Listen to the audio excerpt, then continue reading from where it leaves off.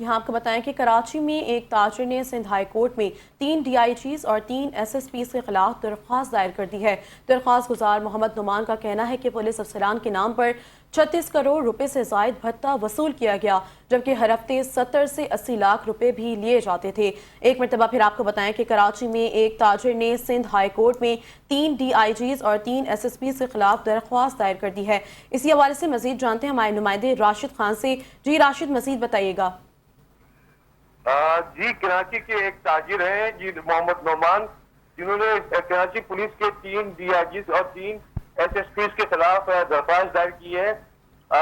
3 D I جیز کے نام پر مجھ سے 36 کروڑ سے زائد بھتہ وصول کیا گیا، یہ کہنا تھا درخواست گزار کا۔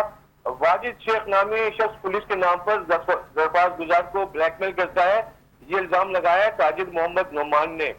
درخواست گزار کا مزید کہنا ہے کہ ہر ہفتے مجھ سے 70 سے 80 لاکھ روپے وصول کیا جاتا ہے۔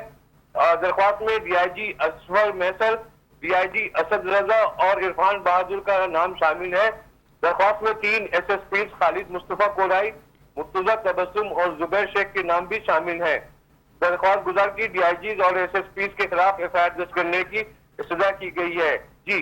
جی بہت شکریہ راشد، تمام تر تفصیلات سے آگاہ کرنے کے لیے۔